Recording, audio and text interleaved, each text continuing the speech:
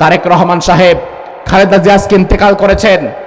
আপনি যদি আল্লাহর দরবারে জবাব দিতে হবে, এই টেন্ডেন্সি মাথায় রেখে রাজনীতি করেন, আপনি একদিন জমিনে থাকবেন না। মানুষ আপনার জন্য কাঁদবে, আপনার জন্য দোয়া করবে। আমাদের দেশের মানুষ রাজনীতি বুঝুক আর না বুঝুক, সারাদিন রাজনীতি নিয়ে পড়ে থাকবে। অথচ আমার ভাই, রাজনীতি, ব্যবসা, চাকরি সব করা লাগবে, তবে নিজের মন মতো না, আল্লাহর দেখানো পথে। মন মতো ব্যবসা করলে ওই ব্যবসা গ্রহণযোগ্য নয়, কারণ মন মতো ব্যবসা করলে আপনি ব্যবসায় সুদ ঢুকাবেন, মন মতো চাকরি করলে আপনি চাকরির মধ্যে হারাম ঢুকাবেন, মন মতো রাজনীতি করলে ওই রাজনীতির মধ্যে মানুষের হক মারার একটা বিষয় আছে না নাই? ন্যায়পরায়ণতা এমন এক মহান জিনিস। ন্যায়পরায়ণ শাসক যদি কেউ হতে পারে, তার মর্যাদা কত বেড়ে যায়। ও ভাই, রাজনীতি তো খারাপ না, ক্ষমতায় যাওয়াটাও খারাপ না। কারো কারো ক্ষমতা তার জান্নাতে যাওয়ার কারণ হয়ে যায়, আবার কারো কারো ক্ষমতা তার জাহান্নামে যাওয়ার কারণ হয়ে যায়। ওই যে ফেরাউন, নমরুদ, তাদের ক্ষমতা তাদের জাহান্নামে যাওয়ার কারণ, কারণ তারা ক্ষমতা পেয়ে সাধারণ মানুষের উপরে জুলুম করে তাদের হক নষ্ট করেছে। অন্যদিকে ওমর ফারুক, ওসমান রাদিয়াল্লাহু আনহু, আবু বকর রাদিয়াল্লাহু আনহু, তাদের ক্ষমতা তাদের জান্নাতে যাওয়ার একটা অন্যতম কারণ, কারণ তারা ক্ষমতা পেয়ে আল্লাহর জমিনে আল্লাহর বিধান কায়েম করেছে। তা আপনার ক্ষমতা কি আপনার জান্নাতে যাওয়ার কারণ না জাহান্নামে যাওয়ার কারণ? সে দায়িত্ব একান্তই আপনার। ক্ষমতা আল্লাহ আপনারা দিয়েছেন, এরপরে দেখা দরকার আপনি আপনার ক্ষমতাকে কোন কাজে ব্যবহার করছেন। ক্ষমতা খারাপ না, ছুরি তো খারাপ না। এই ছুরি দিয়ে রাস্তার মনে ডাকাত দাঁড়ায়া ডাকাতি করে বেড়ায়, আবার এই ছুরিটা যদি আপনি ডাক্তারের কাছে তুলে দেন, ডাক্তার এই ছুরিটা দিয়ে পেট কাইটা অপারেশন করে অসুস্থ রোগীরে ভালো বানায় দেয়। ছুরির তো দোষ নাই, ক্ষমতার তো দোষ নাই, দোষ হচ্ছে এটা যে ব্যবহার করে তার, ঠিক না? এই যে তারেক রহমান সাহেব দেশে আসলেন, আসার পরে তিনি একটা সুন্দর বক্তব্য দিয়েছেন, দেখছেন আপনারা? তিনি একটা সুন্দর বক্তব্য দিয়েছেন 300 ফিটে, লাখ লাখ মানুষ, অনেক কথা বলেছেন। এর মধ্যে একটা চমৎকার কথা ছিল, তারেক রহমান সাহেব বলেছেন, আগামীতে যেই দলই ক্ষমতায় আসুক না কেন, আমরা চেষ্টা করব রাসূল সাল্লাল্লাহু আলাইহি ওয়াসাল্লামের ন্যায়পরায়ণতার আদর্শে সমাজকে গড়ে তোলা। আলহামদুলিল্লাহ বলবেন না? আপনি রাজনৈতিকভাবে তার সমর্থন করেন আর না করেন, অন্তত এই কথার প্রতি আমাদের সমর্থন আছে না নাই? আমরা এটাই চাই, এটাই চাই আমরা।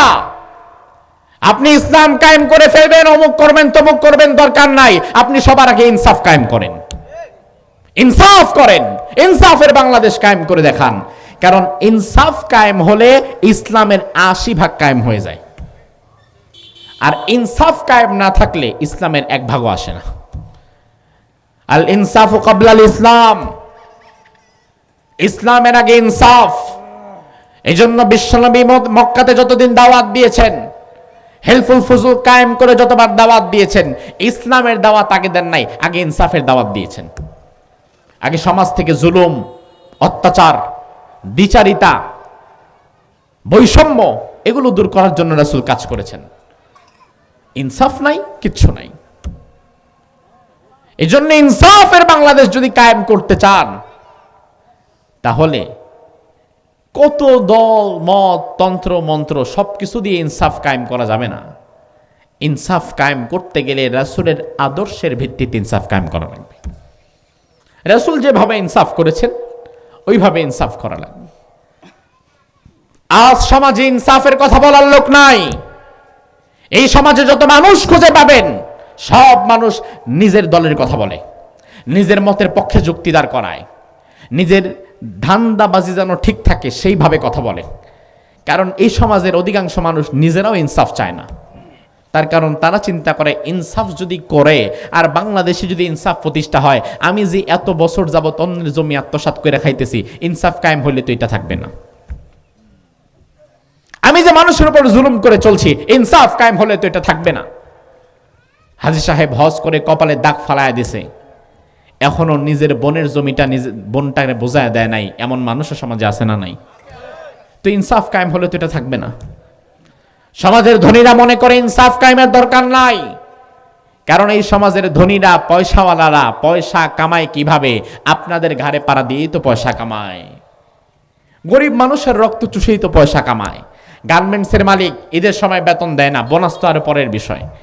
কর্মীদের শ্রমিকদের বেতন বোনাস আটকে রেখে ওই টাকা নিয়ে নিজেরা বিদেশ ঘুরে, আর তার গার্মেন্টসে যে শ্রম দেয় ওই শ্রমিক সারা মাস সারা বছর কষ্ট করে ঈদের দিন পরিবারকে নিয়ে একবেলা ভালো মন্দ খেতেও পারে না, এমনও আছে না নাই? তাহলে ইনসাফ তো কায়েম হোক, এটা ওই মালিক চায় না। ইনসাফ কায়েম হোক, এটা এই সমাজের বিত্তশালী অধিকাংশ মানুষ চায় না। তবে ইনসাফ কায়েম হোক, এটা আমরা চাই না? এখন আমরাও যদি না চাই, কে চাবে? আমরাও যদি না চাই, চাইবে কে আর? এই জন্য রাসূলের সবার আগে রাসূলের দাওয়াত ছিল ইনসাফের দাওয়াত। জোরে বলেন, কিসের দাওয়াত? ইসলামের না, ইনসাফের। কিসের? ইনসাফ মানে ন্যায় বিচার। ইনসাফ মানে ন্যায় বিচার, ন্যায় পরায়ণতা। তবে এই কথাও আপনারে মানা লাগবে, আজ যে আপনি নির্দ্বিধায় কথা বলতে পারছেন,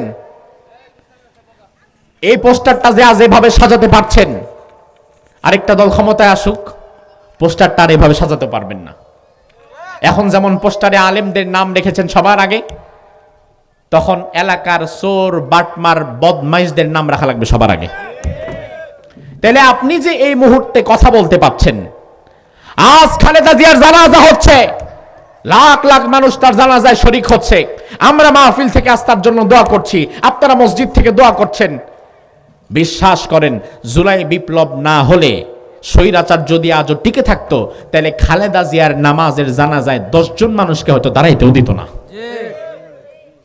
সাইদি সাহেবের জানাজায় কজনকে দাঁড়াইতে দিচ্ছে? সারা রাত আমরা অপেক্ষা করেছিলাম, সকাল পর্যন্ত জানাজার অনুমতিটা পর্যন্ত পাই নাই। এরপরে নিয়ে যাওয়া হলো অন্ধকারের মধ্যে ভোরবেলায় বরিশালে। তো আজ যে আমরা কথা বলতে পারছি, এর পেছনে ওসমান হাদির মতো কিছু যুবকের অবদান আছে না নাই? ওসমান হাদি এমন যুবক, যে যুবকটা তার যৌবনকে ইনসাফের জন্য কাজে লাগিয়ে দিয়েছে। আল্লাহর হাবিব বলেন, ওই জারশের ছায়ায় আল্লাহ তাআলা 7 শ্রেণীর লোকদেরকে ছায়া দিয়ে দিবেন।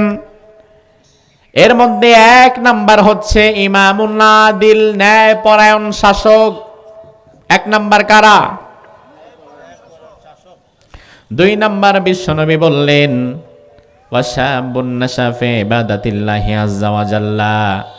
2 নাম্বার আরশের ছায়ায় আল্লাহ তাআলা এমন কিছু যুবকদেরকে ছায়া দিয়ে দিবেন, যে যুবকেরা তাদের যৌবনটা আল্লাহর গোলামের মধ্যে কাজে লাগিয়েছে। আজ আমাদের সমাজের যুবকেরা আল্লাহর গোলামি খুব একটা করে না।